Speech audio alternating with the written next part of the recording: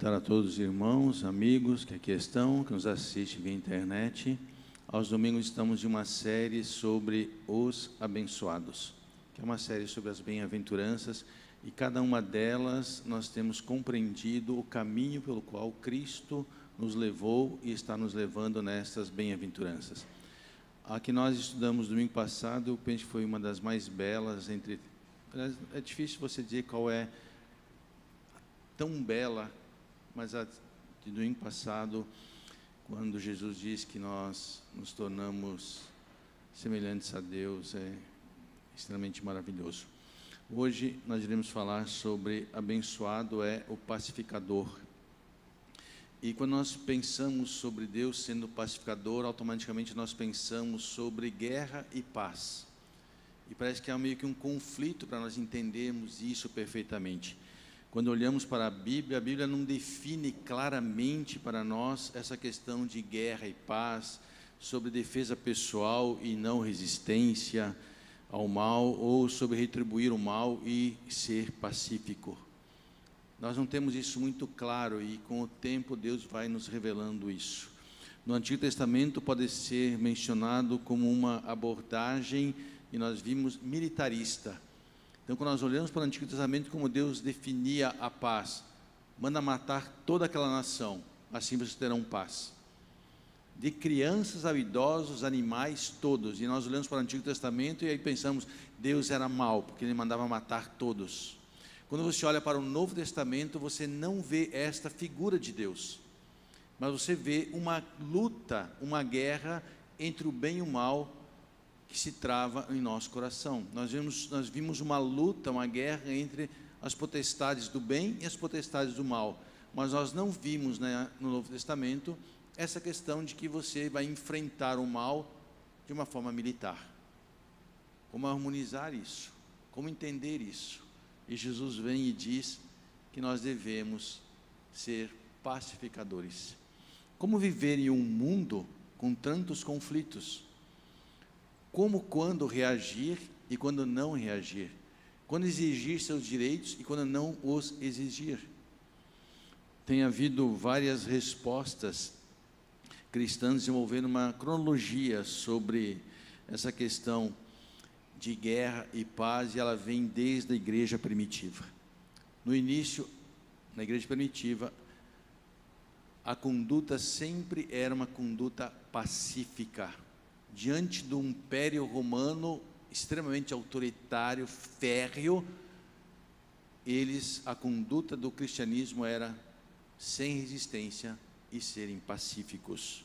Depois surgiu-se então, com a entrada de Constantino na igreja, a dita cuja guerra justa, ou guerra santa, como se diz, onde foi permeando a igreja com o pensamento de que ela deve usar a força do Estado para se defender.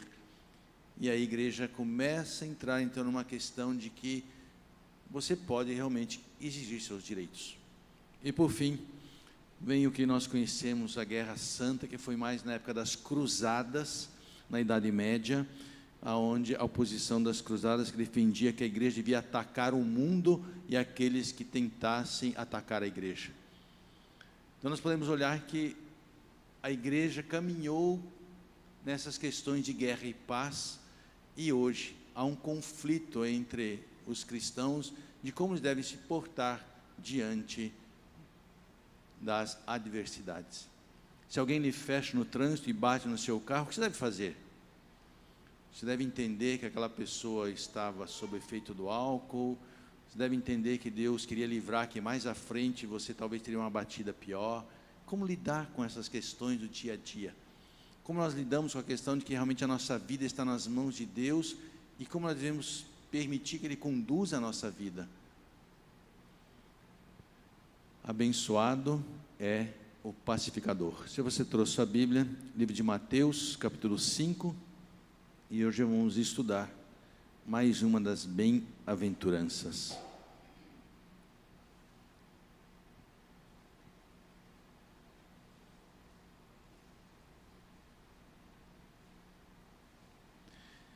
Jesus disse, Mateus 5, verso 9, bem-aventurados os pacificadores.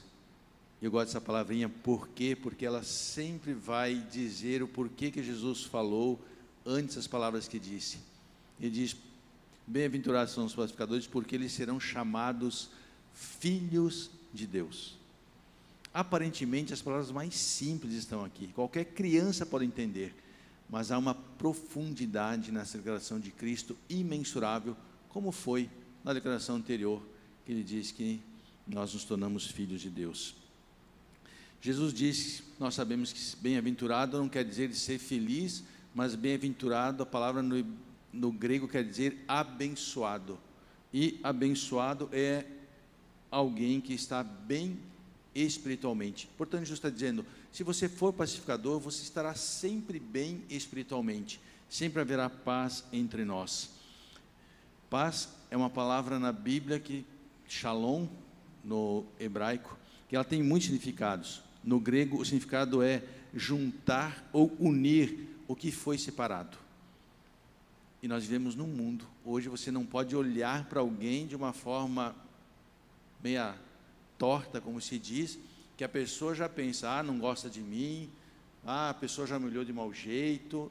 Nós estamos num mundo tão sensível em suas emoções negativas, que essas questões estão separando amigos, familiares e assim por diante, e nós vimos, no momento político que nós vivemos no ano passado, como isso afetou famílias e tudo. Isso é, Jesus está dizendo então que você deve semear a paz, você deve unir aquilo que foi separado, unir aquilo que o pecado separou, unir aquilo que distanciou as pessoas. Paz, portanto, é totalmente oposto de divisão, de separação. Paz é você unir as questões. A palavra no grego é eirene, e significa um relacionamento amoroso, e não apenas ausência de guerra ou a trégua incômoda, mas é verdadeiramente a ausência da separação. Eirene significa partes com diferentes opiniões, mas que vivem harmoniosamente. Ellen White diz, todo aquele que renuncia ao pecado e abre o coração para o amor de Cristo, torna-se um agente de paz. Portanto, nós podemos olhar que paz é uma palavra que permeia a nossa vida no sentido de, eu sou aquele que tiro do meu coração qualquer sentimento ruim para com a outra pessoa. Eu tiro do meu coração o pecado, eu tiro do meu coração a mágoa, porque eu quero ter a paz com o meu irmão, eu quero ter a paz com o meu vizinho, a paz com o meu familiar. E você sabe de histórias de familiares que não conversam há anos. A familiar diz, não quero ver, eu prefiro meu irmão morto do que vê-lo. Não há paz no coração, não há esse sentimento que Cristo falou de ser um pacificador. Ele não tira o pecado do coração, seja mágoa, ressentimento, desentendimento, qualquer coisa. Ele não procura viver na reconciliação. E Ellen White diz que para nós termos a paz, nós precisamos renunciar ao pecado e olharmos para o amor de Cristo em nossos corações. Aí sim, nós seremos pacificadores. Pacificador é aquele que facilita a união que estava dividindo as pessoas. E é uma coisa muito interessante sobre isso, porque Spurgeon diz que o pacificador é aquele que sempre termina uma briga, se ele puder. É aquele que ajunta aqueles que estão em discórdia, diz Spurgeon. Os fundadores e promotores da paz são aqueles que não apenas mantêm a paz, mas são aqueles que procuram trazer o homem à harmonia com os outros homens. E é muito interessante que as pessoas às vezes pensam de uma forma errada sobre paz. Você já viu a pessoa dizer assim, em briga de marido e mulher, no meio da colher? Você já ouviu assim, não se meta na briga dos outros? Esses são ditados populares contrários à Bíblia. Porque quando Jesus fala que você é um pacificador, você não comete esse erro de dizer, pela paz, eu não vou tomar nenhuma atitude.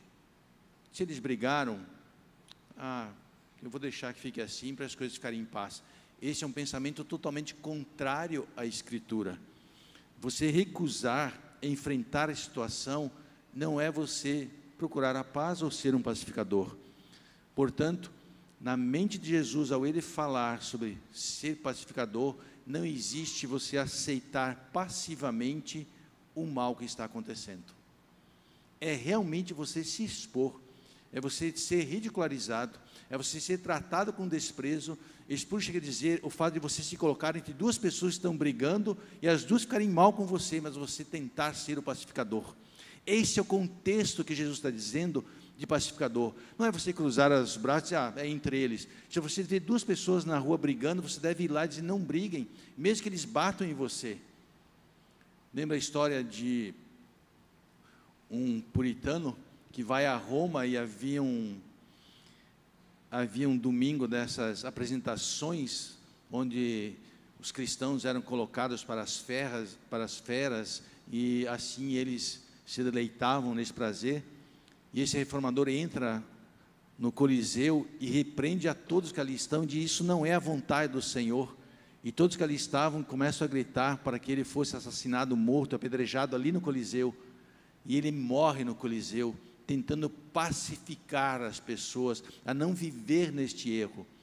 Diz que depois da morte deste puritano, não houveram mais apresentações neste Coliseu.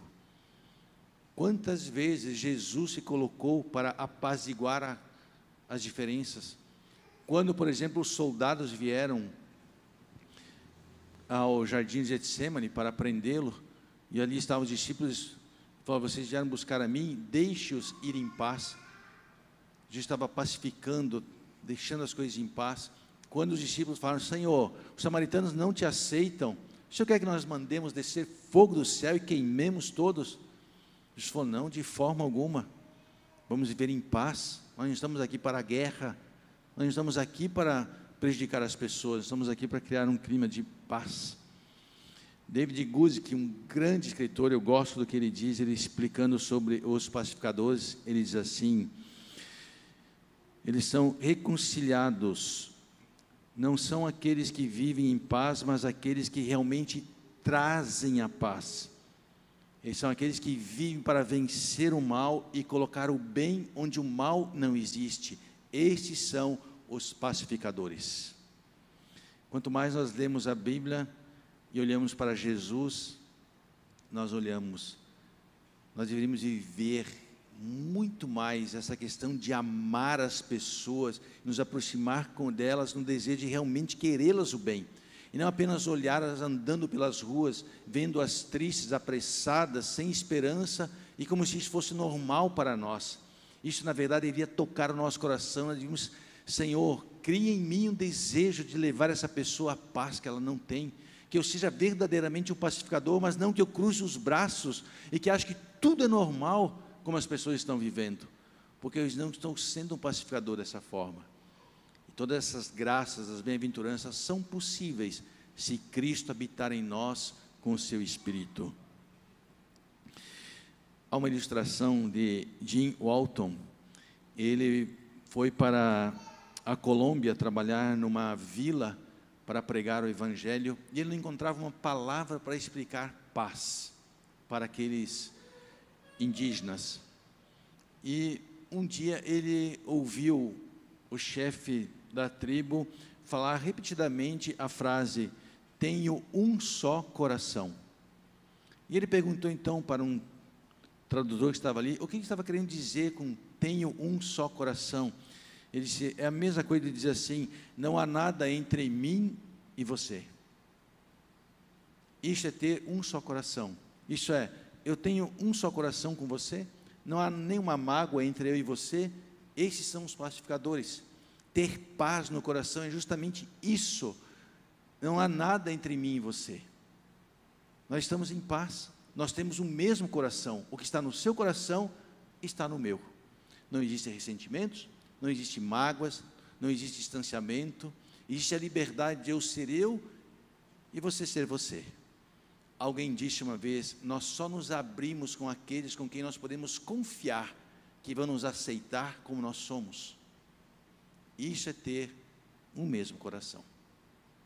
Que Deus nos dê a graça de assim sermos. Ter paz com Deus significa, portanto, que não há nada entre nós e Ele. Não existe pecado, não existe culpa e não existe condenação. Estamos em paz com Ele. Sabemos que somos filhos amados, que somos aceitos por Ele. Não há nada que nos separe dEle. Nós estamos em paz com o nosso Deus.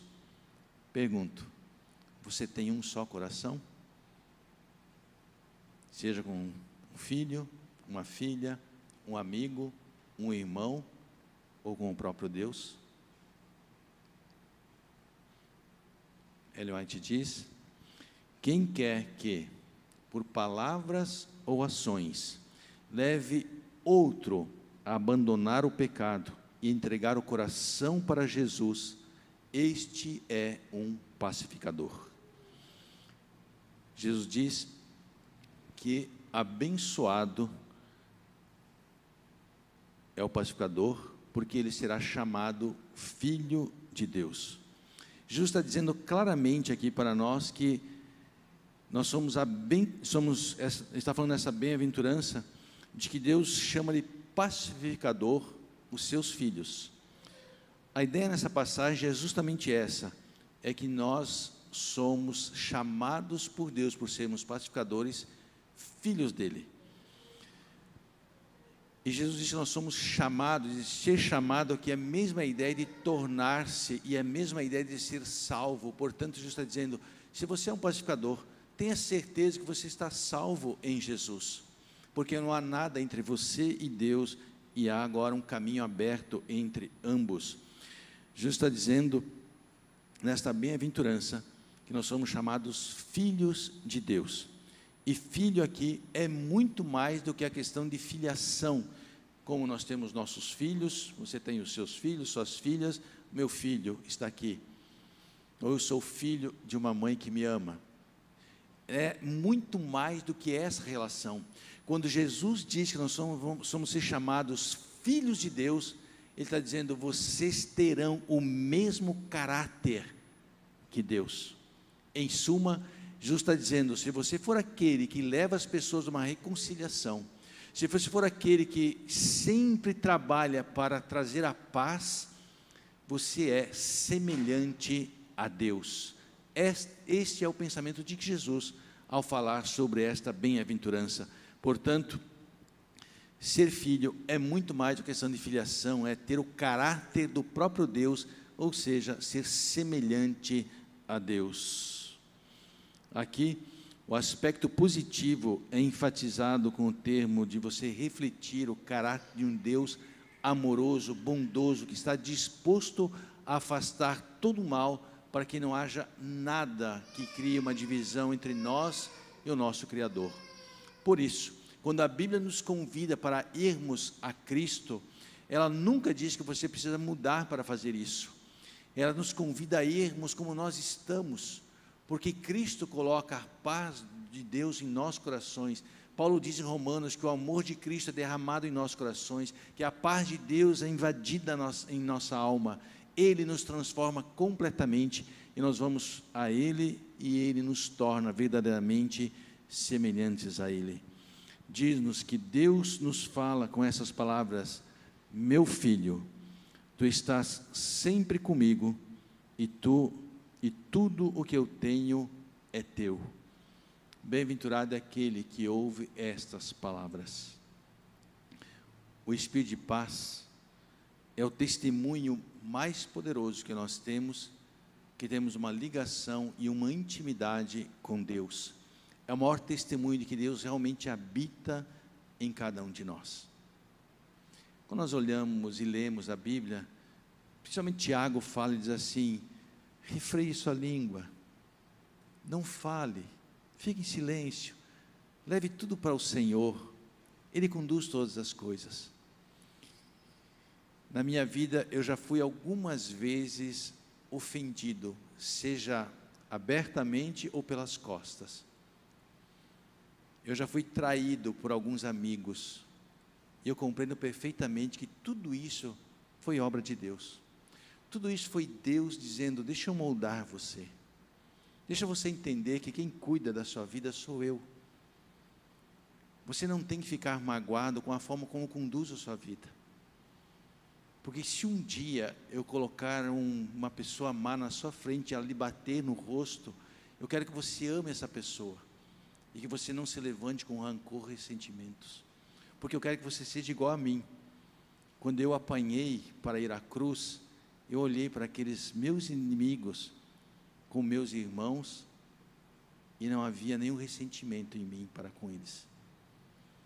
Esse é o sentimento que Cristo quer colocar em cada um de nós, de sermos pacificadores como Ele o é. Qualquer que ama é nascido de Deus, diz o apóstolo. E se alguém não tem o Espírito de Cristo, este tal não é dele. Mas todos os que são guiados pelo Espírito de Deus são chamados filhos de Deus. Que cada um de nós que aqui está, sejamos esses que promovam e que promove a paz. Que as pessoas possam se aproximar e ver, eu sei que ali eu vou encontrar alguém que vai me entender, vai me compreender e vai me ajudar a viver na paz. Que Deus abençoe você. Amém. Feche seus olhos para nós orarmos, por favor. Senhor, nosso Deus e nosso querido Pai, nós não temos palavras para expressar a nossa gratidão por entendermos a Tua palavra e através dela o Senhor moldar a nossa vida. Que poder há na Tua palavra, Senhor, que ela faça morada em cada um de nós e que pelo Teu Espírito a Tua palavra seja trazida à nossa mente para vivermos como pacificadores e assim verdadeiramente sermos aqueles que refletimos o Teu caráter e estamos em paz contigo. Em nome de Jesus. Amém.